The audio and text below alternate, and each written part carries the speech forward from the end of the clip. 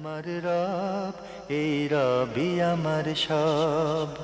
আল্লাহ আমার রব, এই রবি আমার সব। দমে দমে তন মনে তারি অনুভব।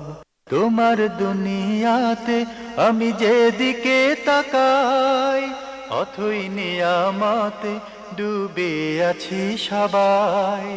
তোমার দুনিয়াতে আমি আসসালামু আলাইকুম। প্রিয় দর্শক, আপনারা যারা দেশে আছেন প্রবাসে, সবাইকে অনেক অনেক প্রীতি ও শুভেচ্ছা। শুরু হলো জুমাবারে লাইভ অনুষ্ঠান আপনার জিজ্ঞাসা। এই অনুষ্ঠানে আপনারা জীবন ঘনিষ্ঠ ইসলাম বিষয়ক বিভিন্ন প্রশ্ন করতে পারেন প্রাসঙ্গিক আলোচনার বিষয়েও।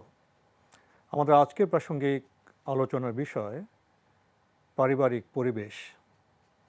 আপনাদের সাথে আছে আমি জয়নুল আবেদিন আজাদ। আজকেও আপনাদের প্রশ্নের জিজ্ঞাসার সরাসরি জবাব দিচ্ছেন বিশিষ্ট আলেম ডক্টর মোহাম্মদ সাইফুল্লাহ। আসসালামু আলাইকুম ওরহমতুল্লাহি ওয়াবারাকাতুহু। প্রিয় দর্শক, চলুন তাহলে জিজ্ঞাসার আলোকিত ভুবনে আমরা শুরুতে একটি প্রশ্ন নিচ্ছি। আসসালামু আলাইকুম। দর্শক, আপনার পরিচয় দিয়ে প্রশ্ন করুন। হ্যালো, আসসালামু আলাইকুম। আমি ওয়ালাইকুম রাজীব আসসালাম। টাকা মাত্র হয়েছি। বা আপনি একটু ধীরে স্পষ্ট করে বলুন, ধীরে বলুন।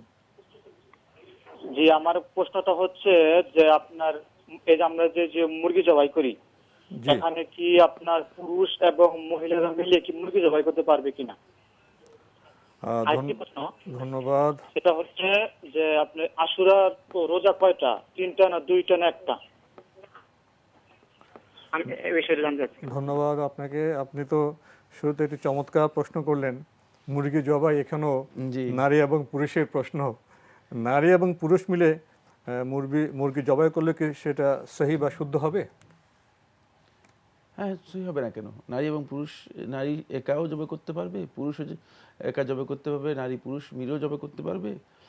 মুসলিম নারীদের মানে জবে করার বিধানটি একেবারেই পুরুষদের সমপর্যায়ের। পুরুষদের এই মানে সেখানে যে বৈধতা আছে, ঠিক নারীদের জন্য সেটি বৈধ, কিন্তু প্রশ্ন হলো, জায়েজ।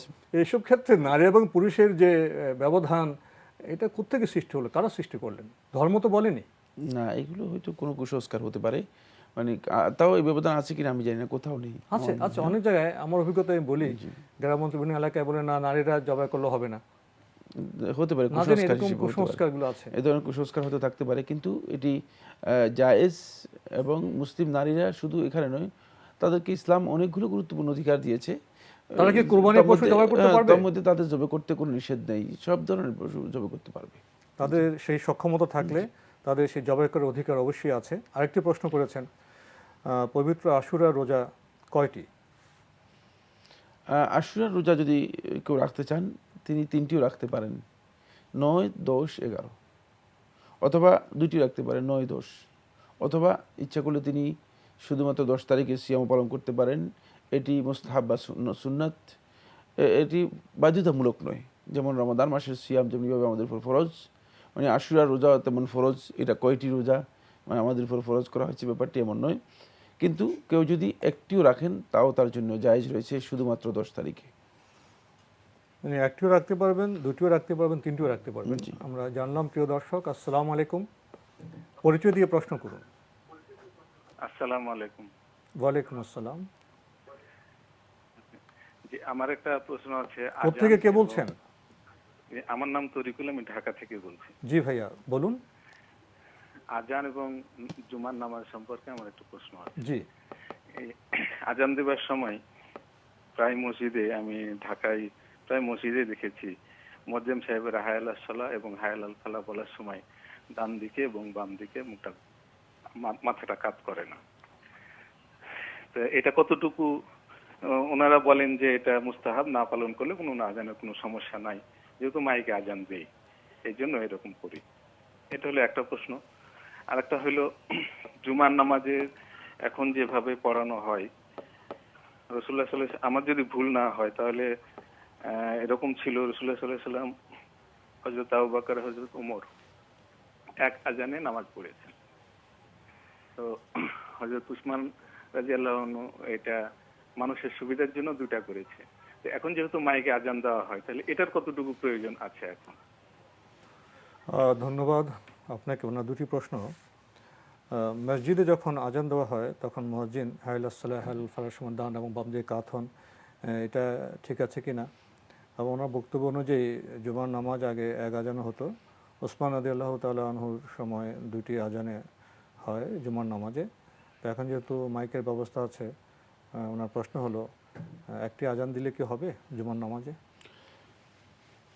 প্রথম প্রশ্নটি যে আজানের সময় হাইয়া আলাস সালাহ হাইয়া আল ফালাহ বলার সময় ডানে এবং বামে যে মুখ করা হয়ে থাকে, এটি শুধুমাত্র মানে যাদের পাশে মানে আজানের আওয়াজ ধ্বনিটা যায় এটি করা হতো। যখন মাইক মানে ছিল না তখন আওয়াজের জন্য করা হতো, এবং এই জন্য ওলামায়ে কেরাম এটাকে যেহেতু মানুষদেরকে নিদা করা হচ্ছে, এখানে ডাকা হচ্ছে, আহ্বান করা হচ্ছে, তাই ওলামায়ে কেরাম এটাকে মুস্তাহাব বলেছেন। আপনিও বলেছেন এটা মুস্তাহাব বলেছেন, বাস্তব প্রয়োজন।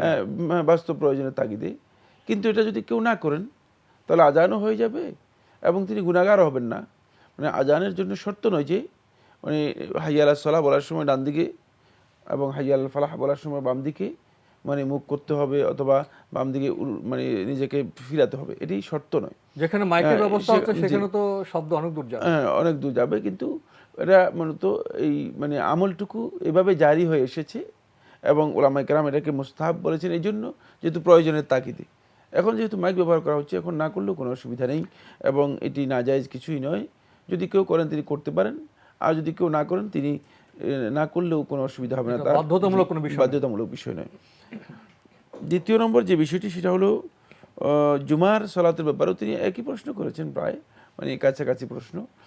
এটি ওসমান ইবনে আফফান রাদিয়াল্লাহু তাআলার সময় মানে যেই তৃতীয় আজান, যেটাকে এখন প্রথম আজান বলা হয়ে থাকে, তৃতীয় আজানটি চালু করা হয়ে থাকে এবং সেটা আপনি বলেছেন যে প্রয়োজনের তাগিদে করা হয়েছে। কোথাও যদি প্রয়োজন দেখা দেয় সেখানে তৃতীয় আজান হতে পারে এবং সেটি বেদাত হবে না। যদি কেউ বলেন বেদাত তাহলে ভুল বলেছেন। বাকি তৃতীয় আজান বলতে আমি প্রথম আজানকে বোঝাচ্ছি, এটা খেয়াল রাখতে হবে। এটা যেহেতু এটা পরে এসেছে এই জন্য তৃতীয় আজান বলা হয়ে থাকে ফিকহুল ইসলামীতে। এটা বোধহয় আপনি একটু ব্যাখ্যা করলে ভালো হয়। তৃতীয় আজান বলতে তো সাধারণ দর্শক মনে করেন তিনটা আজান দেওয়ার ব্যবস্থা। হ্যাঁ, প্রথম আজান যেটা ছিল, যেটা জুমার রাসূল সাল্লাল্লাহু আলাইহি ওয়াসাল্লাম আগমনের পরে জুমার জন্য যে আজান দেওয়া হতো, এরপরে এরপরটা হচ্ছে একামত। মানে এই দুইটা প্রচলিত ছিল। এই একামত আজান একই অর্থে। তৃতীয় আজান বলতে বোঝায় যেটি ওসমান রাদিয়াল্লাহু তাআলা আনহু পরবর্তী সময়ে মানে লোকদেরকে সতর্ক করার জন্য জুমার টাইমে এটি মূলত প্রচলন করেছেন অথবা তিনি এটাকে মানে চালু করেছেন।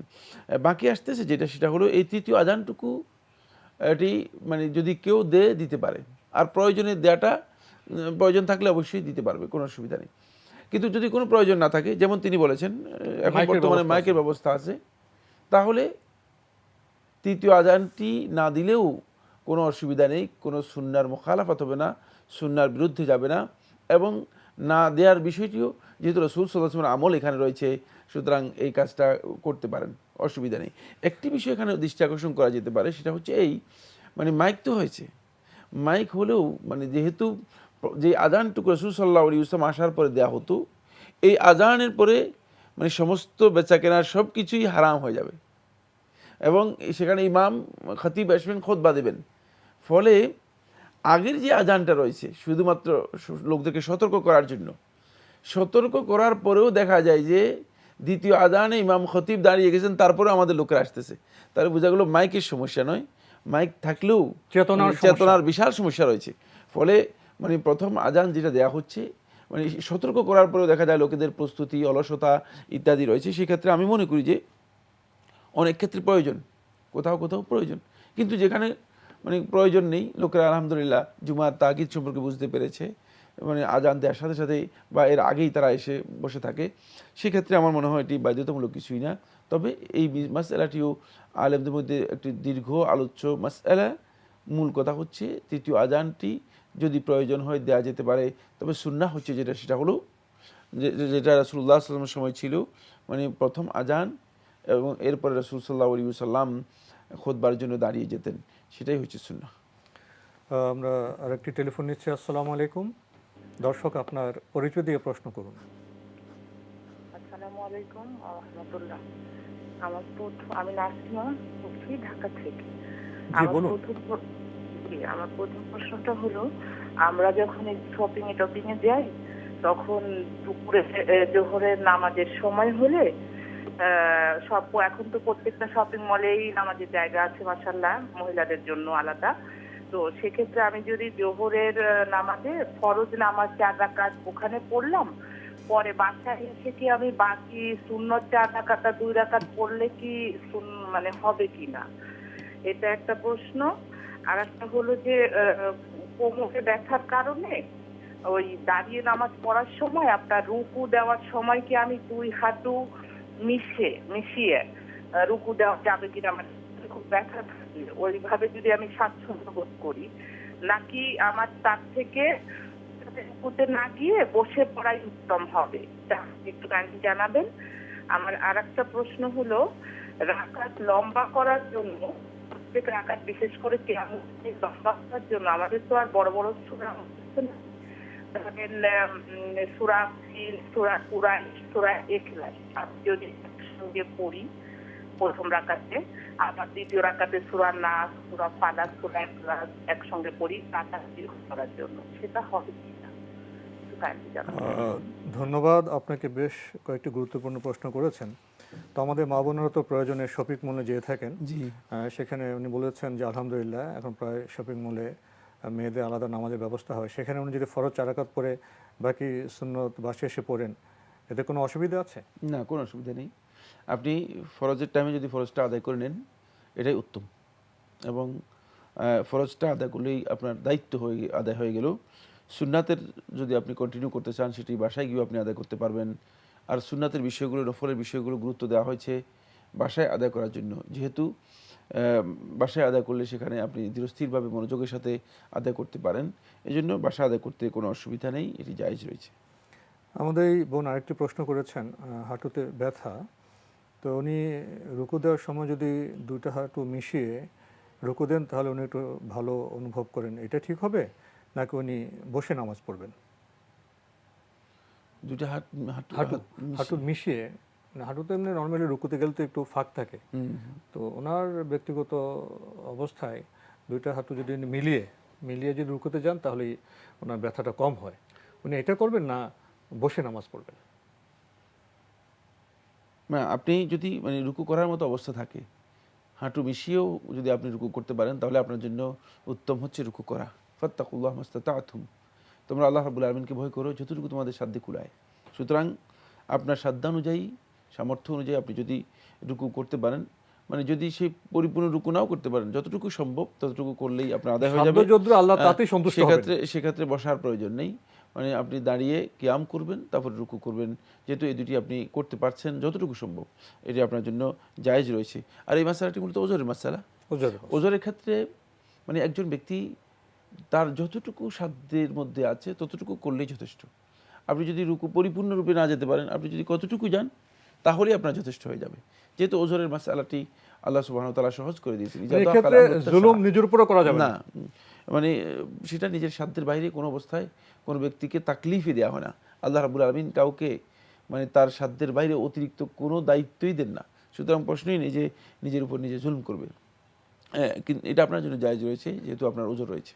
আমাদের বোন শেষে যে প্রশ্নটি করেছেন, উনি নামাজে দীর্ঘ করতে চান, সেখানে তো আপনার দীর্ঘ সূরা আছে, এছাড়া উনি যদি আপনার কয়েকটি সূরা পড়েন, সূরা নাস, ফালাক এবং ইখলাস যদি এভাবে পড়েন এবং রাকাতটা উনি একটু লম্বা করেন, এতে হবে কিনা? তা হবে তো অবশ্যই, আপনি একাধিক সূরা সালাতের মধ্যে আদায় পড়তে পারবেন, এটি জায়েজ রয়েছে। আমরা আরেকটি টেলিফোন নিচ্ছি। আসসালামু আলাইকুম, দর্শক আপনার পরিচয় দিয়ে প্রশ্ন করুন। হ্যালো, আসসালামু আলাইকুম। ওয়ালাইকুম আসসালাম।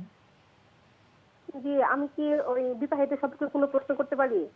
জি, বিবাহিত জীবন সম্পর্কে কোনো প্রশ্ন যে করতে আপনি পারি? প্রথমে আপনার পরিচয়টা দিবেন, যদি কোনো অসুবিধা না হয়, তারপর না, আপনি অসুবিধা না থাকলে পরিচয় দেবেন, আর আপনি যদি প্রশ্নটা সুনির্দিষ্টভাবে করেন তাহলে ভালো হবে। জি, আমি শিমু, ঢাকা থেকে বলছি।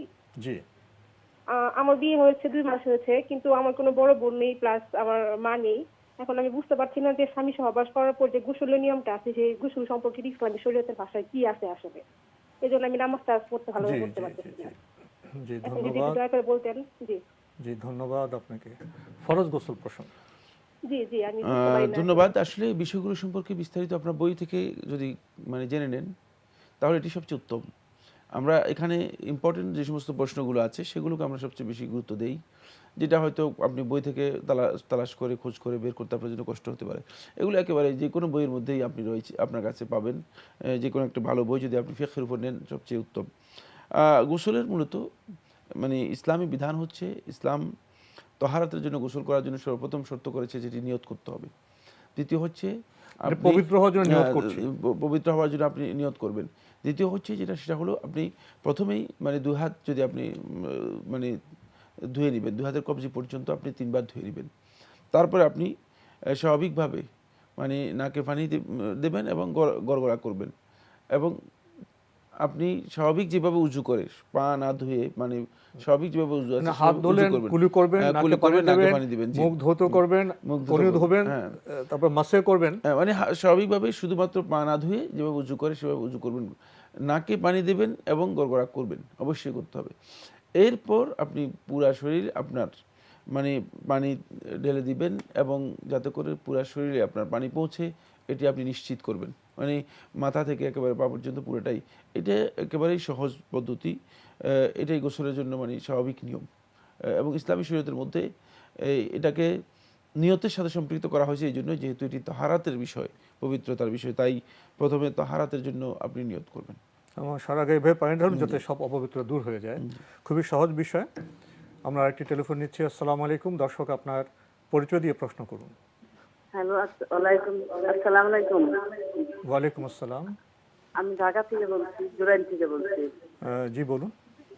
আমার প্রশ্ন হলো যে ভোর রাত্রে যে আমরা ভাত খাওয়ার জন্য উঠি, এটা তখন মনে করেন আজান দিয়ে দেয়, এখন ভাত খেতে বসি, তখন কি আমার এই আজানের সময় ভাত খেলে কি রোজাটা হবে? আপনি কি ওই রমজানের কথা বলছেন না? জি জি জি হ্যাঁ। জি ধন্যবাদ।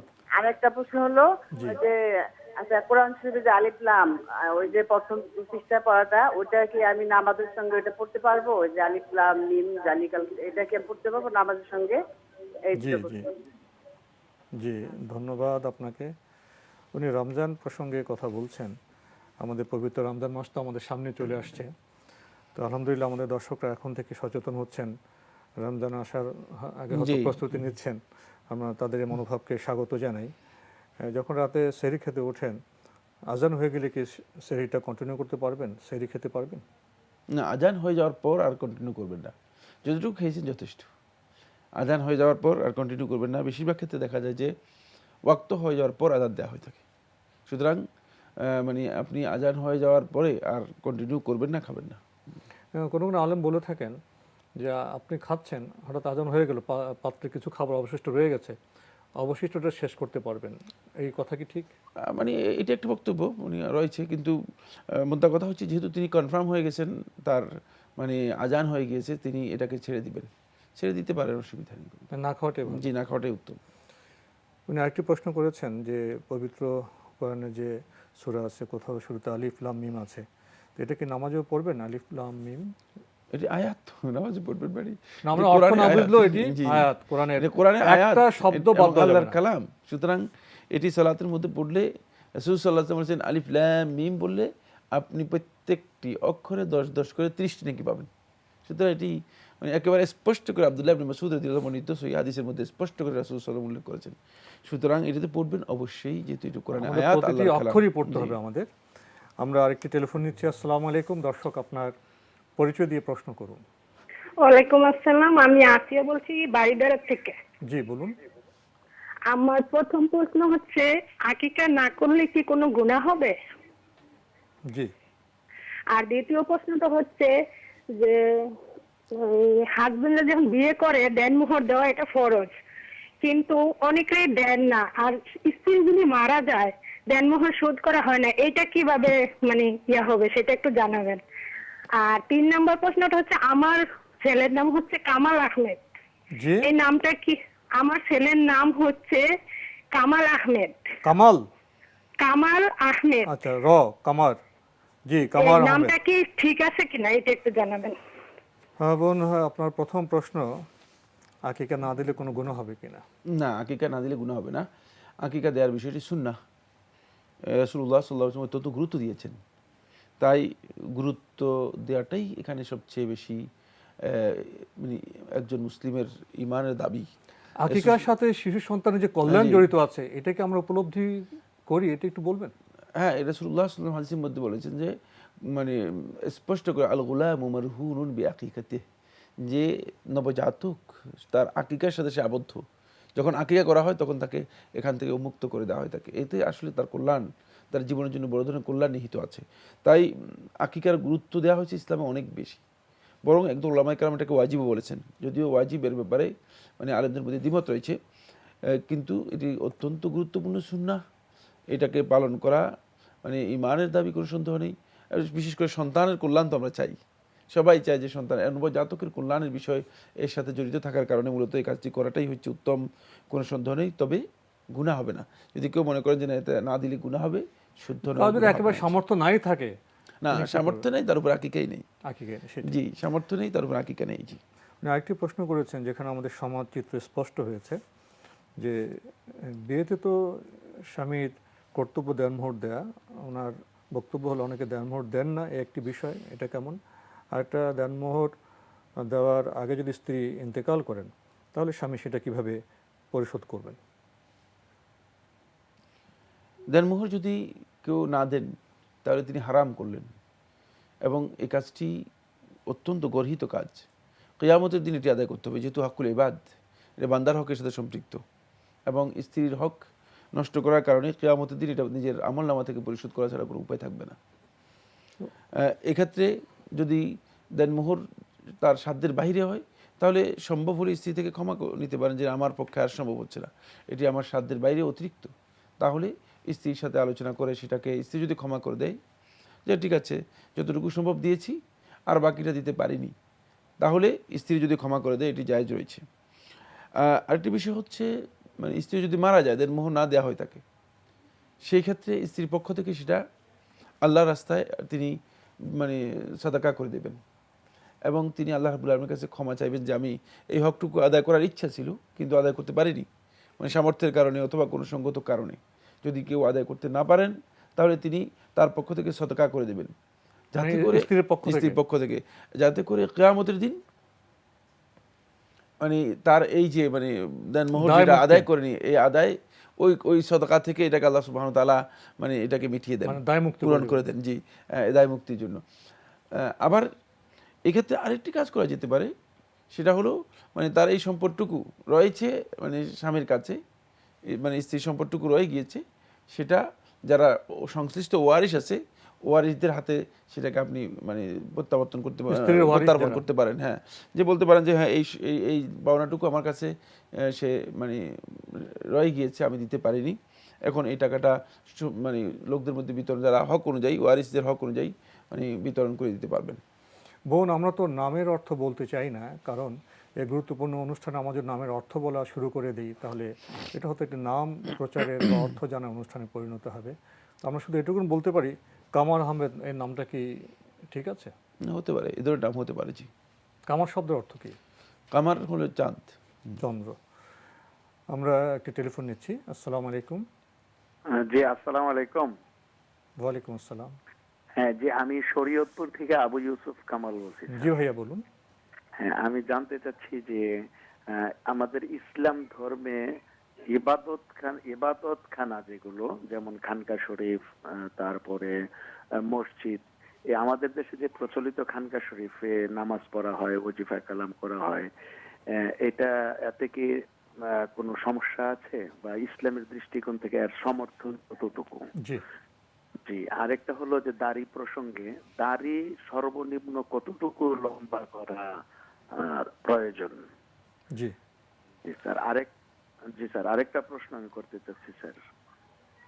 হ্যাঁ, হ্যালো। জি বলুন।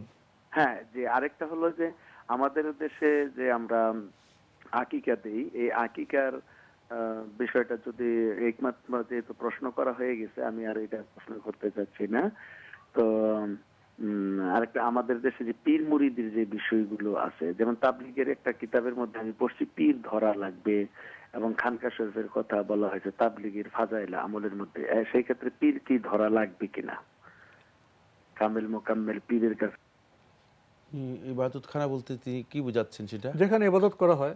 আমাদের ইবাদতখানা বলতে তো আমরা মসজিদকে বোঝাই, কিন্তু আমাদের দেশে আবার কিছু খানকা শরীফের আদলে কিছু প্রতিষ্ঠান গড়ে উঠেছে, যেখানে আপনার বিশেষ ব্যক্তিরা, পীররা এরা থাকেন, এবং তাকে তাদের কেন্দ্র করে ওখানে ইবাদত করা হয়। মানে আমি জিনিসটা বুঝতে পেরেছি। মানে প্রথম কথা হচ্ছে, ইসলাম ইবাদতের জন্য যে জায়গাটি আমাদেরকে নির্দিষ্ট করে দিয়েছে সেটা হচ্ছে মসজিদ। মসজিদের মধ্যে 5 ওয়াক্ত আজান হবে এবং সেখানে গিয়ে মূলত জামাতে সালাত আদায় হবে, এটাই হচ্ছে ইসলামী বিধান। এবং ইবাদতের জন্য মূলত মসজিদটাকে নির্দিষ্ট করা হয়েছে। তাই মসজিদই হচ্ছে মূলত আমাদের জন্য ইবাদতের মূল জায়গা এবং ইসলামী পরিভাষা। এখন বর্তমানে অনেক ক্ষেত্রে দেখা যায় যে মানে মসজিদ একটু দূরে, মানে মসজিদটা দূরে হওয়ার কারণে বিভিন্ন জায়গায় কোথাও কোথাও এই মানে অফিসের ভিতরে অথবা মানে ফ্ল্যাটের ভিতরে বা কয়েকটা মানে একটা একটা এটা ক্যাম্পাস আছে, ক্যাম্পাসের ভিতরে যেহেতু এখানে লোকেরা সবসময় থাকে না, মানে 2 বা 3 ওয়াক্ত সালাত আদায় করার জন্য মানে একটা সালাতের জায়গা করা হয় থাকে।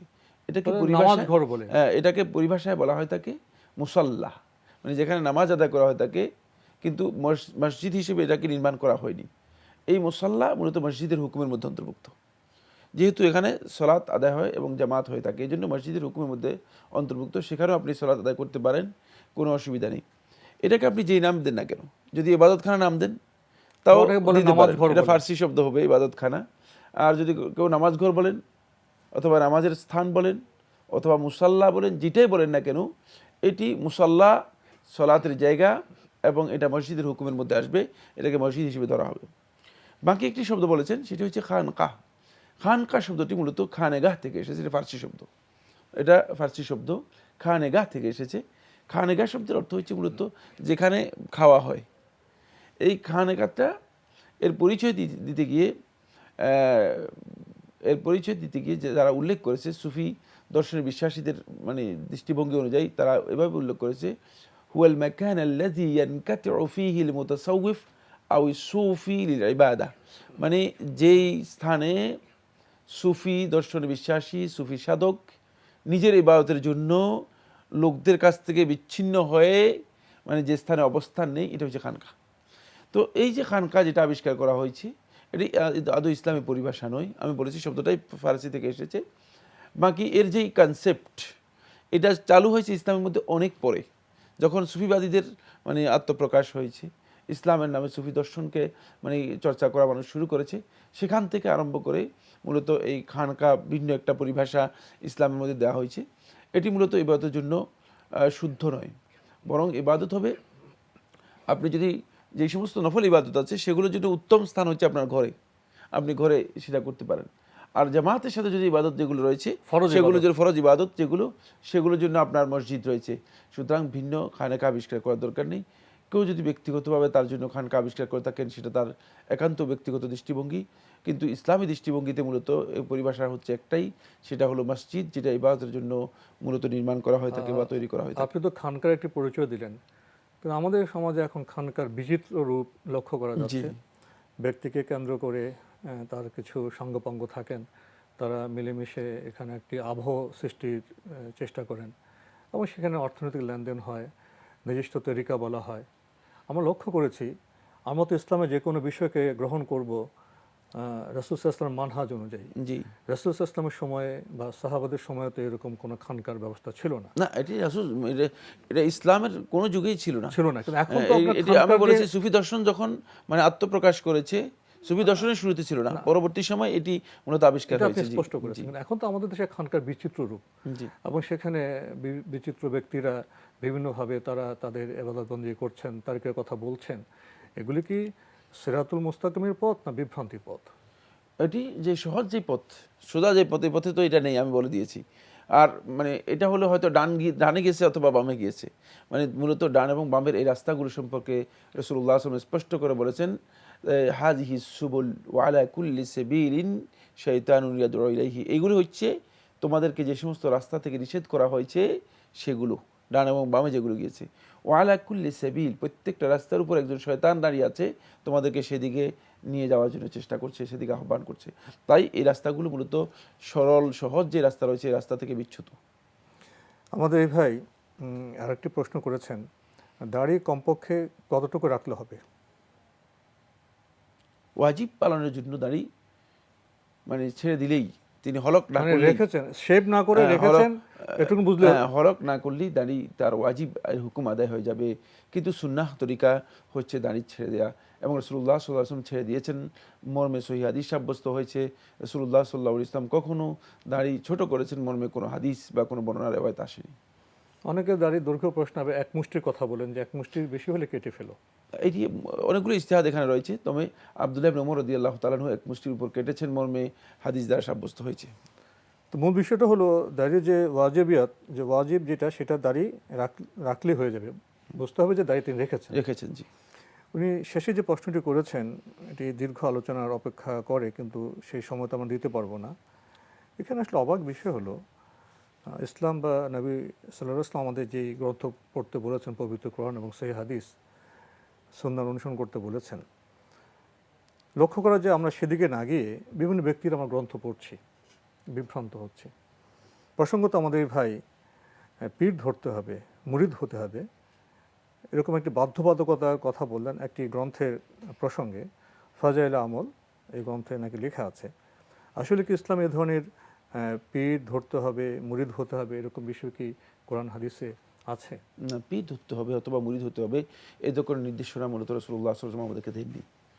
রাসূলুল্লাহ সাল্লাল্লাহু আলাইহি ওয়াসাল্লাম আমাদেরকে মানে যে নির্দেশনা দিয়েছেন সেটা হচ্ছে তলাবুল ইলমি ফরিদাতুন আলা কুল্লি মুসলিম, প্রত্যেক মুসলিম নর নারীর উপর ইলম অর্জন করাকে ফরজ করেছেন, জ্ঞান অর্জনকে ফরজ করেছেন। এবং রাসূলুল্লাহ সাল্লাল্লাহু আলাইহি ওয়াসাল্লাম ইসলাম যাতে করে আমরা জানতে পারি, এই জন্য ইসলামের জ্ঞান অর্জন করতে পারি, এই জন্য বলেছেন ফাসআলু আহলাদ যিকর, যাদের কাছে জ্ঞান আছে তাদেরকে তোমরা প্রশ্ন করো, তাদের কাছ থেকে জেনে নাও, জিজ্ঞেস করে নাও। এগুলো ইসলামী বিধান। তাহলে আপনি শিক্ষক, সেই ক্ষেত্রে জানার জন্য কোনো মুরব্বী বা কোনো শিক্ষকের কাছে যাওয়া যাবে। সেই ক্ষেত্রে মানে কেউ যদি মনে করেন যে ইসলামের জ্ঞান নেওয়ার জন্য তাকে মানে কোনো মুরব্বীর কাছে, কোনো মুদাররিসের কাছে, কোনো আলেমের কাছে যাওয়া দরকার, তিনি যেতে পারেন, যাওয়া না জায়েজ নয়। কিন্তু পীর ধরা যেটা বলছেন, এটার সাথে এই জ্ঞান অর্জনের সামান্যতম সম্পর্ক নেই, এই জন্য যেহেতু এটা সুনির্দিষ্ট তরিকা বের করা হয়েছে। আজকাল তো পীর মুরিদের সম্পর্ক লেনদেনের সম্পর্ক হয়ে গেছে, মানে সেটা একটা নির্দিষ্ট তরিকা বের করে নেওয়া হয়েছে, সেখানে তারা সুনির্দিষ্ট তরিকার ইসলাম দিচ্ছে, যেটি মূলত রাসূলুল্লাহ সাল্লাল্লাহু আলাইহি ওয়াসাল্লামের দেখানো ইসলাম নয়। তাদের বিভিন্ন তরিকা রয়েছে, সেই তরিকা অনুযায়ী। সেক্ষেত্রে এই যে পীর ধরা যেটা বলা হচ্ছে অথবা পীরের মুরিদ হওয়া বলা হচ্ছে, এটি একেবারেই ইসলামের যে সিরাতুল মুস্তাকিম রয়েছে, যেটাকে আল্লাহ সুবহানাহু ওয়া তাআলা আমাদেরকে একেবারে নির্দিষ্ট করে আল্লাহ রাব্বুল আলামিন ইন্ডিকেট করে বলে দিয়েছেন যে ওয়া আন্না হাযা সিরাতি মুস্তাকিমা, আর নিশ্চয়ই এটাই হচ্ছে আমার রাস্তা যেটি সহজ সরল একবারে সোজা, এই পথ থেকে সম্পূর্ণ ভিন্ন। আমরা আরেকটি টেলিফোন নিচ্ছি। আসসালামু আলাইকুম, দর্শক আপনার পরিচয় দিয়ে প্রশ্ন করুন। আসসালামু আলাইকুম। ওয়ালাইকুম আসসালাম। হুজুর, আমার দুটো প্রশ্ন আছে। জি বলুন। একটা হচ্ছে সূরা তাহরিম কি প্রতিদিন পড়তে হয় ছেলে মেয়েদের ভালোর জন্য? কোনটা? সূরা তাহরিম? জি, সূরা তাহরিম। জি। আর সূরা জুমারটা কি শুক্রবারের দিন পড়তে হয়? সূরা জুমার? জি জি জি জি, ধন্যবাদ আপনাকে। বোনের প্রশ্ন, ছেলে মেয়ের কল্যাণের জন্য, ভালোর জন্য সূরা তাহরিম কি প্রতিদিন পড়তে হয়? না, পড়তে হয় বলতে যদি ওয়াজিব মনে করেন না, শুদ্ধ নয়। আর পড়তে হয় বলতে যদি বুঝাতে হ্যাঁ পড়া যায় কিনা বা সুন্নাহ কিনা, হ্যাঁ এই মর্মে রাসূলুল্লাহ সাল্লাল্লাহু আলাইহি ওয়াসাল্লামের একটি হাদিসও সাব্যস্ত হয়নি সহিহ। সুতরাং আপনি এমনি সূরা তাহরিম প্রতিদিন যদি পড়েন আপনি পড়তে পারেন, কিন্তু এটাকে সুন্নাহ বা নির্দেশনা হিসেবে গ্রহণ করার সুযোগ নয়। জি, সূরা তাহরিম পড়লে তো অবশ্যই সওয়াব পাবেন, সূরা পড়লে তো সওয়াব হবে। কিন্তু মানে ওই যে উনি যেভাবে বলেছেন সেভাবে মূলত রাসূলুল্লাহ সাল্লাল্লাহু আলাইহি ওয়াসাল্লামের কোনো সহিহ হাদিসের মাধ্যমে সাব্যস্ত হয়নি। সূরা তাহরিমের ফজিলতের ব্যাপারে যে হাদিসগুলো এসেছে একটাও সহিহ নয়, একটাও সহিহ কোনো আলেম বলেছেন আমার জানা নেই। আরেকটি প্রশ্ন করেছেন, সূরা জুমার এটা কি শুক্রবার দিন পড়তে হবে? জুমার নয়, সূরা কাহফ শুক্রবারে পড়ার বিষয়টি সহিহ হাদিস দ্বারা সাব্যস্ত হয়েছে। সুতরাং সূরাতুল কাহফটি পড়তে পারেন, সূরা কাহফ। জুমার নয়, এমনি জুমার যে কোনো দিন পড়তে পারেন। সূরা জুমার পড়তে তো মানে কোরআনের আয়াত আপনি যদি একটাও পড়েন আপনি ফজিলত সওয়াব পাবেন, কোনো সন্দেহ নেই। তবে জুমার দিন নির্দিষ্ট করতে গেলে সূরা কাহফ। জি। আমরা আরেকটি টেলিফোন নিচ্ছি। আসসালামু আলাইকুম, দর্শক আপনার পরিচয় দিয়ে প্রশ্ন করুন। আমার নাম আজিজুল, আমি কিশোরগঞ্জ থেকে বলছি। জি ভাইয়া বলুন। আমার প্রশ্ন হচ্ছে যে আমার কাছে দুইজনে কিছু টাকা পাইতো আর কি, জি তা টাকাটা দেওয়ার আমার ইচ্ছে ছিল, কিন্তু হঠাৎ করে সে মানে তার সাথে আমার যোগাযোগ টোটালি বন্ধ। এখন আমি টাকাটা দিতে ইচ্ছুক, কারণ আমি টাকাটা কিভাবে দিব, তোমাকে না দিলে কি কোনো গুনাহ হবে কিনা? জি ধন্যবাদ আপনাকে, আপনি দায়িত্ব নিয়ে কথা বলছেন। টাকা পায় কিছু লোক, জি যোগাযোগ বন্ধ, এখন তো টাকা দিতে চাচ্ছেন, কিভাবে দিবেন এখন এটা? যদি কারোর মাধ্যমে পৌঁছানো সম্ভব হয় তাহলে আপনার উপর ওয়াজিব হচ্ছে পৌঁছে দেওয়া। আর প্রশ্নের শেষে যে আপনি বলেছেন মানে না দিলে গুনাহ হবে কিনা, কিভাবে হকুল ইবাদ নষ্ট করলে গুনাহ হবে না এটি চিন্তা করেছেন, এটা আমাদের কারো চিন্তা করার সুযোগ নেই। গুনাহ তো হবেই, এটি বড় ধরনের অপরাধ। হকুল ইবাদ যারা নষ্ট করবে কিয়ামতের দিন মানুষের হক, নিজের নিজের আমলনামা থেকে সেটাকে পূরণ করে দিতে হবে। সুতরাং মানে এই প্রশ্ন কোনো ইমানদার ব্যক্তিদের জন্য করাই জায়েজ নেই যে আমাদের মানে যদি তার এই টাকা পাওনা আদায় না করি তাহলে গুনাহ হবে কিনা। অবশ্যই গুনাহ হবে এবং এটি বড় কবিরা গুনাহগুলোর মধ্যে একটি। আর দ্বিতীয় হচ্ছে, যেহেতু আপনি তাকে চেনেন এবং আপনার কাছে পাওনাও নির্দিষ্ট রয়েছে, সেক্ষেত্রে তার কাছে পৌঁছে দেওয়ার ব্যবস্থা করা আপনার দায়িত্ব, ওয়াজিব। কিন্তু যদি দেখেন যে পৌঁছানো ইম্পসিবল, মানে কোনোভাবে সম্ভব না, অথবা তার অ্যাড্রেস সম্পর্কে আপনি কিছুই জানেন না, সেই ক্ষেত্রে আপনি তার পক্ষ থেকে আল্লাহর রাস্তায় সেটা সদকা করে দেবেন। আল্লাহ সুবহানাহু ওয়া তাআলা মেহেরবানি করে যদি ক্ষমা করেন, এবং আল্লাহ তাআলার কাছে তওবা করতে হবে আপনাকে। আমাদের আজকের প্রাসঙ্গিক আলোচনার বিষয় ছিল পারিবারিক পরিবেশ। পারিবারিক পরিবেশ আসলে এটি অত্যন্ত একটি গুরুত্বপূর্ণ বিষয়।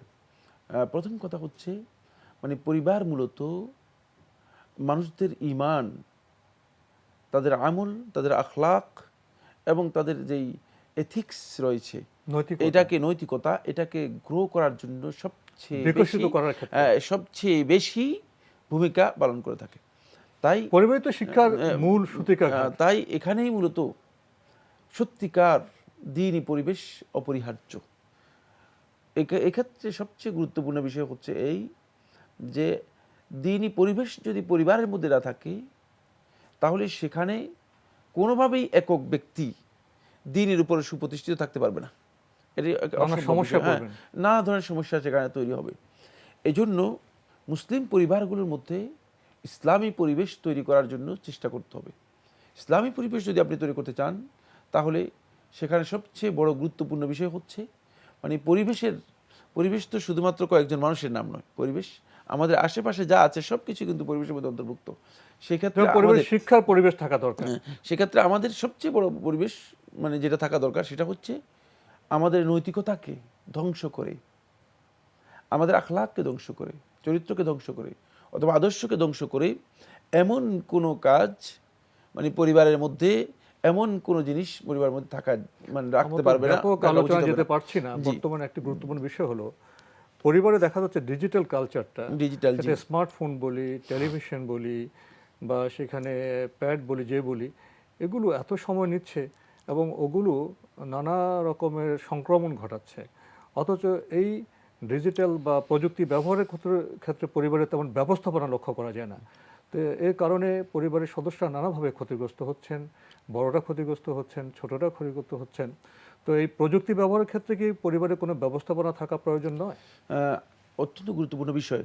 মানে আগে একজন ব্যক্তি যদি মানে বদভ্রষ্ট হতো, সে কিন্তু বাইরে গিয়ে বদভ্রষ্ট হয়ে যেত, বা বাইরে গিয়ে সে বিচ্যুত হতো, বা বাইরে গিয়ে সে চরিত্র নষ্ট করতো। এখন ঘরের মধ্যে, রুমের মধ্যেই মূলত ডিজিটাল মানে ব্যবস্থার মাধ্যমে সে ক্ষতিগ্রস্ত হয়ে যাচ্ছে। ফলে প্রত্যেকটা পরিবারকে এই বিষয়ে সতর্কতার সাথে নিয়ন্ত্রণ করা দরকার। অন্যথায় আপনি আপনার কলিজার টুকরা সন্তানকে সত্যিকার অর্থে হতে পারে যে তাকে আপনি পরবর্তী সময় আর কন্ট্রোল করতে পারবেন না। এই ধরনের প্রশ্ন তো আমাদের কাছে বহুবার এসেছে। পরিবারে এখন দেখা যাচ্ছে বিনোদনের অনেক ব্যবস্থাপনা, কিন্তু শিক্ষার ব্যবস্থাপনা খুবই দুর্বল। এক্ষেত্রে ইসলাম আমাদের কি বলে? হ্যাঁ, এটা ঠিক বলেছেন। বিনোদন বলতে মানে টেলিভিশন তো মানে সমস্ত ঘরেই রয়েছে, সারাক্ষণ টেলিভিশন রয়েছে, কিন্তু সেখানে শিক্ষার জন্য সুনির্দিষ্ট কোনো মানে ব্যবস্থাই রাখা হয় না। যেমন আমাদের পরিবারগুলোতে একটা লাইব্রেরি থাকবে, একটা বই থাকবে, মানে একটা ভালো বই রাখবে। এবং অনেক পরিবার দেখা যায় সন্তানের শিশুরা বড় হচ্ছে কিন্তু তারা কোরআন শিখে বড় হচ্ছে না, মানে কোরআন শিক্ষা দেওয়া হচ্ছে না সকালবেলায় সন্তানদেরকে, যেহেতু মানে তারা সকালবেলায় মানে স্কুলে চলে যাচ্ছে অথবা মানে বিভিন্ন ধরনের কিন্ডারগার্টেনগুলো চলে যাচ্ছে। ফলে দেখা যাচ্ছে যে আগে অন্য সময় ব্যবস্থাপনা করা হয় না। আগে আমরা দেখতাম যে পরিবারের মধ্যে লোকেরা সকালবেলায় কোরআন তেলাওয়াত করতো, ইসলামের একটা কথা পবিত্র আলোচনা হতো, পরিবেশে একটা সুন্দর তারা পরিবেশ দিন ছিল। শুরু করতেন। সেই পরিবেশ আসলে সত্যিকার অর্থে যে ইসলামী পরিবেশ সম্পূর্ণ বিনষ্ট হয়ে যাচ্ছে। এখন টেলিভিশন বা ডিজিটাল সিস্টেমের কারণে হয়েছে কি, রাত্র অধিক জায়গার কারণে বরং আরো ক্ষতি হয়েছে। সেটা হলো সকালে আর ঘুম থেকে অনেকে নাস্তা করার সময় হয় না, ব্যাগটা কাঁধে ঝুলিয়ে চলে যাচ্ছে কলেজে, ইউনিভার্সিটিতে, গিয়ে জাঙ্ক ফুড খায়, খেয়ে অল্প সময় ক্ষতিগ্রস্ত হচ্ছে। এই জন্য আমাদের মূলত পরিবারকে সত্যিকার অর্থে এমন পরিবেশ দিতে হবে যে পরিবেশ তার চরিত্র গঠনে, যে পরিবেশ তার আদর্শকে মানে সত্যিকারভাবে সংরক্ষণে এবং তার সত্যিকার ঈমানকে হেফাজত করার জন্য সহযোগিতা করতে পারে, এই পরিবেশ আমাদেরকে পরিবারে তৈরি করতে হবে। প্রিয় দর্শক, আমরা সংক্ষেপে শুধু বিষয়টির প্রতি আপনাদের দৃষ্টি আকর্ষণ করলাম। বাকি দায়িত্ব আপনাদের উপর বর্তাবে। আপনারা চিন্তা করুন, পরিকল্পনা করুন এবং সুব্যবস্থাপনার দিকে এগিয়ে যান পরিবারের সদস্যদের সঠিক পথে পরিচালনার জন্য। আমরা আরেকটি প্রশ্ন নিচ্ছি। আসসালামু আলাইকুম দর্শক, আপনার পরিচয় দিয়ে প্রশ্ন করুন। আসসালামু আলাইকুম। ওয়ালাইকুম আসসালাম। কে কোত্থেকে বলছেন? আমি যশোর থেকে শিলা বলছি। আমার দুইটা প্রশ্ন ছিল। জি বলুন। একটা হচ্ছে, আমরা যারা বাসায় থাকি বাথরুমে অজু করি, অজু করতে গেলে অনেক সময় পানি গায়ে ছিটে আসে, উলনা ভিজে যায় বা উলনা পড়ে যায়, আমি কি উলনা খুলে রেখে অজু করতে পারবো? আর দ্বিতীয় প্রশ্ন হচ্ছে, যখন আজান হয় ছোটবেলা থেকে দেখে আসছি মা চাচি ওরা তাড়াতাড়ি মাথায় কাপড় দেয়, জি কি কেউ থাকে না মাথায় কাপড়, তখন কি আমরা দ্রুত মাথায় কাপড় দিব? এটা ইসলামের দৃষ্টিতে কতটুকু তাৎপর্যপূর্ণ আমাকে যদি একটু বলতেন। ধন্যবাদ আপনাকে। আপনি বোধহয় বয়সে তেমন প্রবীণ নন, তা আপনার অনেক কৌতূহল আছে, জানার চেষ্টা করছেন, আপনাকে ধন্যবাদ। যত বয়স কম ততই তো জ্ঞান অর্জনের সুযোগটা বেশি থাকে। প্রথম প্রশ্ন, অজু করতে গেলে তো সাথে ওড়না থাকে, তো ছিটা আসে, এটা আসে, সেটা আসে, ওড়না ভিজে যেতে পারে, এক্ষেত্রে কি উনি ওড়না খুলে অজু করতে পারবেন? হ্যাঁ, আপনি যদি মানে উজু করেন যেখানে মনে করেন একান্তে অথবা ওয়াশরুমে অথবা মানে ঘরের ভেতরে যেখানে অন্য বেগানা পুরুষ মানে আসার কোনো সম্ভাবনা নেই, সেক্ষেত্রে আপনি ওড়না খুলে উজু করতে পারবেন, এটি আপনার জন্য জায়েজ রয়েছে। উনি আরেকটি প্রশ্ন করেছেন, এটা আমাদের সমাজ জীবনে দেখা যায়, এমনিতে মাথায় কাপড় নেই, অন্য কোনো লোকজনও নেই, আজান হচ্ছে, তখন মহিলারা মাথায় কাপড় দেন, তো এই বোনের প্রশ্ন, এই কাপড় দেওয়াটা কি ঠিক আছে, দিতে হবে? এটা একটা রীতি মানে দীর্ঘদিন থেকে ফলো করে আসছে লোকেরা। মানে এটি মূলত শুদ্ধ নয়, শুদ্ধ রীতি নয়। শুধু আজানের সময় মাথায় কাপড় দিবে, অন্য সময় মাথায় কাপড় দিবে না, এটা শুদ্ধ নয়। মুসলিম নারীকে মাথায় কাপড় দেওয়াটা মুসলিম নারীর একটা মানে গুরুত্বপূর্ণ একটি ভূষণ, একটা সৌন্দর্য। তাই কাপড় সব সময় আপনি মাথায় ব্যবহার করবেন, বিশেষ করে বাইরে যখন যাবে তখন তো অবশ্যই ওড়না দিয়ে যাবে। আর যদি মানে ঘরের মধ্যে থাকে আর সেটা যদি তিনি কাপড় ব্যবহার না করেন, তাহলে তার জন্য ভিন্ন করে আজান দেওয়ার পরে মানে আজান শুনে মাথায় কাপড় দেওয়ার দরকার নেই, কারণ এটি আজানের সাথে সম্পৃক্ত কোনো মাসআলা নয়, বা আজান দেওয়ার সময় কাপড় দেওয়াটা ফজিলতের বিষয় নয়। এটা আমরা মানে এই প্র্যাকটিসটা নিজেরা সমাজ থেকে হয়তো তৈরি করে নিয়েছি, কেউ ব্যক্তিগতভাবে করলে সেটা তার ব্যক্তিগত বিষয়, তবে এটি সবের কাজ হিসেবে করার কোনো সুযোগ নেই। আমরা আরেকটি টেলিফোন নিচ্ছি। প্রিয় দর্শক, পরিচয় দিয়ে প্রশ্ন করুন। হ্যালো, আসসালামু আলাইকুম। ওয়ালাইকুম আসসালাম। হ্যালো হ্যালো, বলুন, আমরা আপনাকে শুনতে পাচ্ছি, পরিচয় দিয়ে প্রশ্ন করুন। আমি আমি মিরপুর থেকে বলছিলাম। আমি মাঝে মধ্যে এশার নামাজে এক রাকাত বেতন নামাজটা পড়ি, এটা কি হবে? আপনি মাঝে মধ্যে এশার নামাজটা এমনিতে আমি 3 রাকাত করে পড়ি বেতনটা, কিন্তু মাঝে মধ্যে আমার সঙ্গে কাজ থাকে, এক রাত পড়ি, সেটা কি হবে? আচ্ছা আচ্ছা, ধন্যবাদ। ধন্যবাদ আপনাকে। আপনাকে আর কোনো প্রশ্ন আছে? জি না, আমার এতটুকুই, শুধু এতটুকুই। আচ্ছা, ওনার প্রশ্ন হলো, উনি এশা নামাজ মাঝে মাঝে কাজকর্ম ব্যস্ততার কারণে সাথে বেতের 1 রাকাত পড়েন, এটা ঠিক আছে কিনা? হ্যাঁ, আপনি বেতের 1 রাকাত পড়তে পারেন, এটি জায়েজ। রাসূলুল্লাহ সাল্লাল্লাহু আলাইহি ওয়াসাল্লাম সহিহ হাদিসে সাব্যস্ত হয়েছে। সুতরাং কেউ যদি 1 রাকাত বিতির পড়েন তিনি পড়তে পারবেন, এটি জায়েজ রয়েছে। এই বিতির সালাতের মধ্যে বৈচিত্র্য আছে, বিভিন্নভাবে আদায় করা যায়, তোর মধ্যে বিতির সালাতের মূল কথা হচ্ছে মূলত 1 রাকাত পড়া। আমরা একটি টেলিফোন নিব। প্রিয় দর্শক, পরিচয় দিয়ে প্রশ্ন করুন। আসসালামু আলাইকুম। ওয়ালাইকুম আসসালাম। আমি সিলেট থেকে বলতেছি। কে বলছেন? জি, আমি নাম প্রকাশ করতে চাই না। আচ্ছা, ঠিক আছে, আপনার প্রশ্নটি করুন।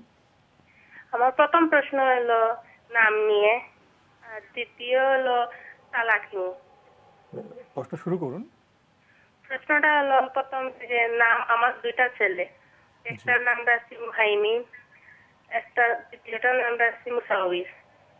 এখন অনেকে বলে যে নামের সাথে আব্দুল্লাহ সহ নাম ডাকতে হবে। এখন আমি এমনি লিখিত ভাবে আব্দুল মুহাইমিন, আব্দুল মুসাউইর আছি। ডাকার বেলায় যেমন আমি নিজে বলি মুহাইমিন, মুসাউইর, এটা কি আমার গুনাহ হবে? জি। আর দ্বিতীয় প্রশ্ন হলো যে তালাক নিয়ে। আমার স্বামী মানে পরপর বছর ব্যবধান রেখে মানে তালাক দিছে। প্রথমবার যখন তালাক দেয় তখন মানে দুজন মহিলা ছিল সামনে, আমার আম্মা এবং একজন কাজের মহিলা। ওনাদের সামনে উনি আমার ভুল বুঝাবুঝি নিয়ে উনি আমাকে তালাক দিছেন। এই যখন দিছেন উনি পরপর কয়েকবারও দিছেন। আমার বাসায় থেকে দিছেন, আবার উনার বাবার বাসায় আসি আবারও এই কথা বলছেন। দ্বিতীয় তালাক দিছেন যেমন, তখন মানে উনি নিজ থেকে এটা সমাধান করে নিছেন যে ঠিক আছে এটা আমার ভুল, এটা আমি ভুল করছি। আর দ্বিতীয়বার 4-5 বছর পরে যখন আবার উনি এই কথা মানে তালাক বলেন, তখন উনার ফ্যামিলির সবার সামনে, উনার বড় ভাই, মা, সবার সামনে ঝগড়াঝাটি করে উনি আমাকে এইভাবে তালাক দেন। এইভাবে উনি কয়েকবার বলছেন। বলার পরে পরের দিন পর্যন্ত বলছেন তুমি আমার বাসা থেকে ত্যাগ করে চলে যাও, আমার এখানে থাকতে পারবে না। এখন আমি যাইনি, যেহেতু দুইটা বাচ্চা আছে, আমি কি হবো এই দ্বিধাতে তো বসে। আপনার স্বামী আপনি বিভিন্ন সময় তালাকের কথা বললেন, তো এই যে বিভিন্ন সময়ে এভাবে কি প্রথম একবার তালাক দিলেন, কিছুদিন পরে আরেকবার তালাক দিলেন, তারপরে কি আবার উনি তৃতীয় তালাকও দিয়ে দিয়েছেন? না না, দ্বিতীয়বার যখন দিছেন তখন মনে করেন ওনার ফ্যামিলির সামনে দিছেন। এরপর উনি তৃতীয়বার কি তালাক দিয়েছেন? ওই সময় 2-3 বার এটা উচ্চারণ। না না, দ্বিতীয়বার উনি যতবার উচ্চারণ করুন এটা আমরা বুঝতে পেরেছি। দ্বিতীয়বার উনি একবার উচ্চারণ করতে পারেন, 10 বার উচ্চারণ করতে পারেন, 30 বার উচ্চারণ করতে পারেন, এটা আমরা উপলব্ধি করেছি। কিন্তু এরপরে কি আর অন্য কোনো সময় আরো কিছুদিন পরে কি আবার তালাক দিয়েছেন তৃতীয়বার? না না, আর কোনোবার দেন নাই। তার মানে দ্বিতীয়বার পর্যন্ত তালাক হয়েছে, এই তো? জি, দ্বিতীয়বার এখন আপনারা কি একসাথে বসবাস করছেন? ওইটা মানে আমি তো আমার আম্মা আব্বারে উনি ফোন করে বলছিলেন আমারে নিয়ে যাওয়ার জন্য, আমি যাইনি। আমার আম্মা আব্বারে নিষেধ দিছি না তোমরা। এরপরে আপনার স্বামী আপনার আব্বা আমাকে ফোন করেছেন যে আপনাকে নিয়ে যাবেন, এই তো? আপনি যাননি? জি না, আমি যাইনি। এখন কি চাচ্ছেন আপনি? আপনার প্রশ্নটা কি? এখন আমার প্রশ্ন হলো যে উনি যে আমাকে দিছেন, এটা আবার মাসখানিক পর, মাস দেড়েক পর উনি আবার নিজ থেকে এইটা নিজের সমাধান করে নিয়েছেন। এটা ভুল বুঝতে পেরেছেন, এই তো? আমাদের সম্পর্কে বৈধ আছে না নাই? ধন্যবাদ। আমাদের কি সম্পর্ক আছে? ধন্যবাদ আপনাকে। আসলে আমরা প্রায় বলে থাকি তালাকের বিষয়গুলোর সাথে অনেক বিষয় জড়িত, অনেক তথ্য লাগে। তো আপনার আশেপাশে বিজ্ঞ কোনো আলেমের কাছে যিনি আসলে জানেন তালাকের বিধি সম্পর্কে, অনেকে আবার তালাক সম্পর্কে সঠিক ধারণা রাখেন না, যিনি আলেম প্রকৃত, তার কাছ থেকে জানলে ভালো হয়। তো মোটামুটি আমরা আপনার কাছ থেকে কিছু তথ্য জেনেছি এরকম যে আপনার স্বামী রাগ করে প্রথমবার তালাক দিলেন, এরপরে ভুল বুঝতে পেরেছেন, আবার দ্বিতীয়বার তালাক দিলেন, এরপরে আপনি আপনার বাবার বাড়িতে চলে গেছেন রাগ করে, আপনার স্বামী আপনার বাবা মাকে ফোন করেছেন আপনি নিতে চান। এরপর যে ওনার প্রশ্ন হলো, ওনারা কি এখনও স্বামী স্ত্রী হিসেবে বৈধ আছেন? ওনারা কি আবার একসাথে জীবনযাপন করতে পারবেন? মানে ওনার যে বক্তব্য আমরা শুনতে পেরেছি, এই বিষয়ে আসলে মানে ক্লিয়ার ফতোয়া দেওয়ার সুযোগ নেই। মানে ওনার স্বামীর উপর ওয়াজিব হচ্ছে, তিনি তালাক নিয়ে যে খেলতামাশা করছেন এটি হারাম। প্রথম জানতে হবে যে তার স্বামী যে তালাক নিয়ে খেলতামাশা করছেন এটি হারাম কাজ করছেন। দ্বিতীয় হচ্ছে মানে তিনি কতবার তালাক দিয়েছেন, কি তালাক দিয়েছেন, এ বিষয় সম্পর্কে তিনি বিস্তারিত লিখিত কোনো একজন যোগ্য আলেমের কাছে গিয়ে দিয়ে তার কাছ থেকে তিনি এ বিষয়ে ফতোয়া নিয়ে তারপরে তিনি এই সংসার করবেন। মানে সন্দেহজনক অবস্থার মধ্যে থাকার কোনো সুযোগ নেই। কারণ এই সম্পর্ক মানে ঠিক আছে কিনা, তিনি আদৌ তার খাহেশ অনুযায়ী চলছেন।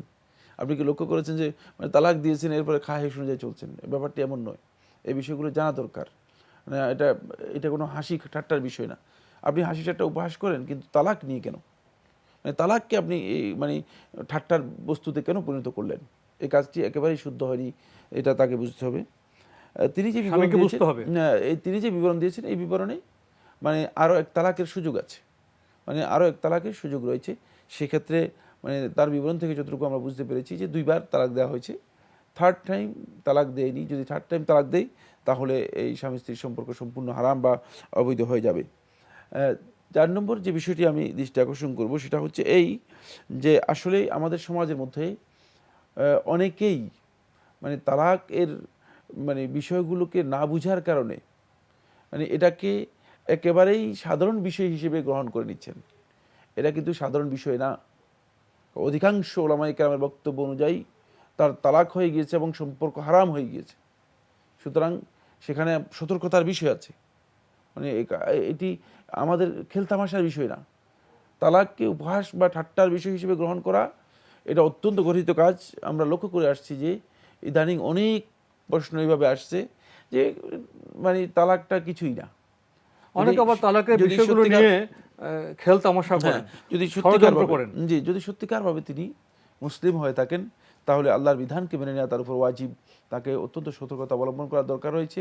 এবং এই বিষয় সম্পর্কে আমি বলেছি যেভাবে সেভাবেই যোগ্য আলেমের কাছে লিখিত মানে কি আসলে বলেছেন, কারণ ওনার বক্তব্য সুস্পষ্ট হয়নি। লিখিতভাবে বক্তব্য দিয়ে সেখান থেকে ফতোয়া নিয়ে যদি তিনি কোনো যোগ্য আলেমের সাথে আলাপ করেন তাহলে তার জন্য এটি সবচেয়ে উত্তম কাজ।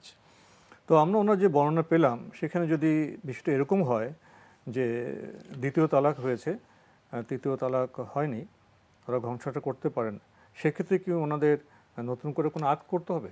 না, তার প্রয়োজন নেই। প্রয়োজন নেই।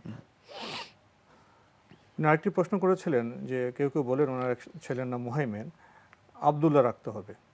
এখন যদি রাখেন মোহামেন আবদুল্লাহ বা আবদুল্লাহ মোহাইমেন, কিন্তু যদি উনি ডাকেন আদর করে মোহাইমেন, এতে কি কোনো গুনাহ হবে?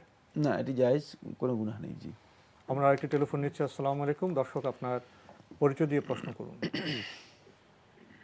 আসসালামু আলাইকুম ওয়া রাহমাতুল্লাহ। ওয়ালাইকুম আসসালাম ওয়া রাহমাতুল্লাহ। জি বলুন। জি ভাই, আমি একটি প্রশ্ন করতে চাচ্ছি, সেটা হচ্ছে আপনি কোত্থেকে কে বলছেন? আমি একটা তাফসিরে, তাসমিউল কোরআন তাফসিরে আর কি, কোরআন ওযু ছাড়া তাফসির পড়া যাবে এবং পড়া যাবে না, এই ব্যাপারে ওই তাফসিরকারক মানে কোনো ফিনিশিং দেয় নাই, তবে পক্ষে বিপক্ষে অনেক দলিল আনছেন। তো জিনিসটা আমি বুঝতে পারলাম না যে শেষে ওযু ছাড়া মানে আপনার প্রশ্নটা আমাদের কাছে স্পষ্ট হয়েছে। আর কোনো প্রশ্ন আছে? জি না, এই প্রশ্ন। ধন্যবাদ আপনাকে। ওনার প্রশ্ন হলো, উনি একটি তাফসিরের কথা উল্লেখ করেছেন।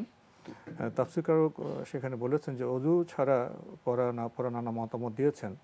অজু ছাড়া কি আপনার পবিত্র কোরআনের তাফসির পড়া যাবে? পবিত্র কোরআনের তাফসির ওযু ছাড়া পড়া যাবে কিনা এই মাসালার মধ্যে খেলাফ হয়নি, মানে দ্বিমত হয়নি। সেটা হচ্ছে কোরআন ওযু ছাড়া মূল কোরআন স্পর্শ করতে পারবে কিনা, মানে ওযু ছাড়া কোরআন স্পর্শ করতে পারবে কিনা এই মাসালার মধ্যে দ্বিমত হয়েছে। তো আপনি যে মাসালা জিজ্ঞেস করেছেন সেটা হচ্ছে ওযু ছাড়া কোরআনের তাফসির পড়া যাবে কিনা, এটি জায়েজ এবং পড়তে পারবে। আমরা আরেকটি টেলিফোন নিচ্ছি। আসসালামু আলাইকুম। দর্শক, আপনার পরিচয় দিয়ে প্রশ্ন করুন। ভাই, আমি সৌদি আরবের প্রবাসী। আমি অনেকদিন ধরে সৌদি আরবে আছি। আমার ওয়াইফ মিথ্যা কসম করে, মানে কোনো কিছু কথা বললে বা আমি এটা করলে, কোনো ভুল টুল করলে, কোনো গলত করলে মিথ্যা কসম করে, যে কোরআন শরীফ ধরেও কসম করে, মাথার হাত দিয়ে কসম করে, আবার কসমটা রাখতে পারে না। জি, এখন এই ব্যাপারে কি করা যায় ভাই? অনেকবার কসম করে। আমি যদি বলি যে ওই জায়গায় যায় না, অমুক জায়গায় যায় না, তুমি যায় না, তোমার গেলে তোমার হয়তো বা বদনাম করতে পারে, বদনাম লড়াতে পারে, আমার অজান্তে যায়, আমি পরবর্তীতে শুনতে পাই। তুমি এই কাজ করলে প্রশ্ন আপনাকে করি। আপনি তো সৌদি আরবে থাকেন না? জি। আপনার স্ত্রী কি আপনাদের গ্রামের বাড়িতে থাকেন না? হ্যাঁ, গ্রামের বাড়িতে থাকি। কার সাথে থাকেন ওখানে? আর কে কে আছেন ওখানে? আমার আম্মা আছে, আমার বড় ভাই আছে, আমার বড় ভাইয়ের ওয়াইফ আছে। আচ্ছা আচ্ছা আচ্ছা আচ্ছা, ধন্যবাদ আপনাকে। আপনার আর তো কোনো প্রশ্ন নেই, তাই না? না না, ধন্যবাদ আপনাকে। এই ভাই তো সৌদি আরবে থাকেন, গ্রামের বাড়িতে অনেক স্ত্রী থাকেন, পরিবারের সাথে মা আছেন, বড় ভাই আছেন। তো উনি নানা কথাবার্তা বলেন, কিন্তু নির্দেশনা দেন। তো স্ত্রী কসম করে, আবার কসম রাখতে পারে না। তো ইনি এখন কি করবেন? এটা ওনার বক্তব্য, ওনার ভাষ্য। না, আপনি তাকে উপদেশ দিতে পারেন এবং তাকে এটা বলতে পারেন যে এই ধরনের মিথ্যা কসম করা সবচেয়ে বড় কবিরা গুনাহগুলোর মধ্যে একটি, এবং এটি অত্যন্ত জঘন্য অপরাধ। এবং অপরাধবোধ যদি তার মধ্যে জাগ্রত না হয় এবং সে যদি মিথ্যা কসম করার প্র্যাকটিস হয়ে যায় তার, তাহলে তো সে সবচেয়ে বেশি ক্ষতিগ্রস্ত। তাকে উপদেশ দেওয়া দরকার, সতর্ক করা দরকার যে কসম করাটা ইসলামের মধ্যে মানে সামান্য ব্যাপার নয়। কসম করলে সেটা যদি কেউ রক্ষা করতে না পারে, ভঙ্গ করে, তাহলে তার উপর কাফারা আছে, মানে তাকে আবার এর জন্য করতে হবে, মানে জরিমানা দিতে হবে, তার কাফারা রয়েছে। আর সেটা যদি মানে কসম হয় তাকে, আর আপনি দেখেছেন স্পষ্ট মিথ্যা কসম, রাসূলুল্লাহ সাল্লাল্লাহু আলাইহি ওয়াসাল্লাম বলেছেন যে এর মধ্যে আল ইয়ামিনুল গামুস, মিথ্যা কসম করা, এটি সম্পূর্ণরূপে একটি গর্হিত কাজ এবং বড় কবিরা গুনাহগুলোর মধ্যে একটি। তাই এ ব্যাপারে তাকে সতর্ক করা ছাড়া আর আপনার কোনো মানে দিক নেই, আপনি সতর্ক করতে পারেন। এখানে একটি বিষয় চলে আসে, আমরা তো আমাদের ভাইয়ের কথা শুনলাম, বোনের কথা শুনিনি না, আমরা তো যা শুনেছি তার উপর বক্তব্য দিয়েছি। তো অনেক সময় দেখা যায় যে স্বামীরা স্ত্রীর প্রতি দু ধরনের আচরণ করেন। একটা হলো প্রশাসকের মতো হুকুম জারির আচরণ, আরেকটা হলো স্ত্রীর মধ্যে কোনো ভুল ত্রুটি থাকলে হামদর্দ হয়ে সংশোধনের আচরণ। তো এক্ষেত্রে স্বামীর জন্য কোন ধরনের আচরণটা উত্তম হবে? না, অবশ্যই তাকে মানে নির্দেশনা দেওয়া এবং তাকে সতর্ক করার বিষয়টি স্বামীর জন্য ওয়াজিব এবং সেভাবেই তিনি সতর্ক করবেন। আমরা আরেকটি টেলিফোন নিচ্ছি। আসসালামু আলাইকুম। দর্শক, আপনার পরিচয় দিয়ে প্রশ্ন করুন। হ্যালো, সালাম আলাইকুম। আমি ওয়ালাইকুম সৈয়দ আসসালাম। থেকে বলতেছি। জি, আমার প্রশ্ন হলো, আমাদের ওই বাড়িতে একটা গরিবের মেয়ের বিয়ে আর কি, বিয়েতে যৌতুক দেওয়া হারাম। এখন ও বিয়েতে সবাই বলতেছে আমাকে হেল্প করার জন্য। এখন কি আমি এই জায়গায় হেল্প করব? হেল্প করলে আমি কতটুক তবের ভাগে হবো, এটা একটা হুজুরের সাথে জানতে চাচ্ছি আর কি। বা হেল্প তো কয়েক ধরনের হয়। একটা হলো মেয়ের বিয়েতে কিছু খরচ হয়, একটা গরিবের মেয়ের বিয়েতে যদি আপনি সহযোগিতা করেন আর্থিকভাবে, একটা বিষয়। যৌতুক দিচ্ছে প্রায় বাংলার 2 লক্ষ টাকার মতো। এখন আমাকে বলো ওই জায়গায় হেল্প করার জন্য। ও যৌতুক দিচ্ছে, সে যৌতুকে আপনাকে হেল্প করতে বলছে না? জি জি। কিন্তু আপনি তো, এখন আমি এটা কি হেল্প করব নাকি করব না, এটা ধন্যবাদ আপনাকে। গরিবের মেয়ের বিয়েতে হেল্প করা তো ভালো। তো এখানে যে প্রশ্নটি এনেছেন যে 2 লক্ষ টাকা যৌতুক দিতে হবে, সেই যৌতুকের অর্থ কালেকশনে ওনার তাকে হেল্প চাচ্ছেন, তো উনি কী করবেন? এখানে আমি 3টি মাসালা বলবো, খুবই গুরুত্বপূর্ণ। আসলে আমরা মানে ইসলাম এবং ইসলামের যে জ্ঞান রয়েছে এগুলো সম্পর্কে আমাদের সঠিক ধারণা না থাকার কারণে আমরা অনেক মিস্টেক করি। আমরা অনুষ্ঠানের শেষ পর্যায়ে যৌতুক দেয়া হারাম নয়, যৌতুক নেওয়া হচ্ছে হারাম। খেয়াল রাখতে, যৌতুক কোনো ব্যক্তি যদি বাউন্ড হয়ে যায়, বাধ্য হয়ে যায়, তাহলে তাকে তার এই মেয়ে তো আর বিয়ে দিতে পারবে না। এই জন্য সামাজিকভাবে তাকে মানে যৌতুককে বন্ধ করার জন্য, যৌতুক যারা নিচ্ছে তাদেরকে বন্ধ করার জন্য চেষ্টা করতে হবে। যৌতুক নেওয়াটা হারাম, কিন্তু যৌতুক দিতে যদি কেউ বাধ্য হয়ে যায় তাহলে তার জন্য এটা হারাম হবে না, সে বাধ্য হয়ে গিয়েছে, উপায়হীন হয়ে গেল। এখন আপনি যেহেতু সময় নেই হাতে, আর বললাম না, আপনার জন্য জায়েজ রয়েছে, আপনি এই গরিব মেয়ের বিয়ের ক্ষেত্রে সহযোগিতা করতে পারেন এবং এর জন্য আপনি সওয়াব পাবেন। আপনি যৌতুক দেননি, আপনি দিয়েছেন মূলত তাকে তার মেয়ে বিয়ে দেওয়ার জন্য সহযোগিতা করেছেন। এটা খেয়াল রাখবেন যে আপনি সে কি দিচ্ছে না দিচ্ছে সেটা আপনার দায়িত্ব নয়। তারপরে সেক্ষেত্রে আপনি তাকে তার মেয়ে বিয়ের জন্য সহযোগিতা করা, এটা আপনার জন্য জায়েজ এবং এটা মারুফ একটি ভালো কাজ, কোনো সন্দেহ নেই। প্রিয় দর্শক, সময়ের কারণে আমরা আজকে আর প্রশ্ন নিতে পারছি না, তবে আপনাদের অবগতির জন্য জানাতে পারি আপনার জিজ্ঞাসা অনুষ্ঠানটি সপ্তাহে রবি, সোম, মঙ্গল, বুধ এই 4 দিন বিকেল 5টা 35 সম্প্রচার হয়ে থাকে। সেখানে আপনারা মনে জায়গা প্রশ্ন চিঠির মাধ্যমে, ইমেলের মাধ্যমে পাঠাতে পারেন। আমাদের ঠিকানা পরিচালক আপনার জিজ্ঞাসা, এনটিভি বিএসসি ভবন, 7ম তলা, 102 কাজী নজরুল ইসলাম এভিনিউ, কারওয়ান বাজার, ঢাকা 1215। ইমেল অ্যাড্রেস আপনার জিজ্ঞাসা @ntbbt.com। প্রিয় দর্শক, সবশেষে রয়েছে গ্রন্থ পরিচিতি। আমাদের আজকের গ্রন্থের নাম ভালো মৃত্যু হওয়ার উপায়, লিখেছেন মোহাম্মদ গিয়াসউদ্দিন। ভালো মৃত্যু হওয়ার উপায় এই গ্রন্থটি প্রকাশ করেছে ইসলাম হাউস পাবলিকেশন, আর গ্রন্থটির মূল্য 225 টাকা। দীর্ঘ সূচি রয়েছে। প্রত্যেক জীবকে মৃত্যুর স্বাদ গ্রহণ করতে হবে, মৃত্যুর খবর একমাত্র আল্লাহর নিকট, নির্ধারিত হায়াত শেষেই সকলের মৃত্যু হবে। ভালো মৃত্যু হওয়ার উপায় শেরক মুক্ত আমল করা, আল্লাহর উপর ভরসা করা, ন্যায় বিচার করা, জিহ্বা সংযত করা, সৎ আমল করা, তাওবা করা, রাসূল সাল্লাল্লাহু আলাইহি ওয়াসাল্লামের অনুসরণ, তাকওয়া অবলম্বন, আরও চমৎকার সব বিষয় রয়েছে এই গ্রন্থে। যদি 2-1 বাক্যে কিছু বলতেন। আমরা সবাই চাই হুসনুল খাতেমা, যাতে আমাদের মৃত্যুটা সত্যিকারভাবে সুন্দর হয়, উত্তম হয়। আর এই উত্তম মৃত্যু হবে কিভাবে এটা জানাও দরকার। এখানে অনেক বিষয় সংকলন করা হয়েছে কোরআন এবং হাদিসের আলোকে।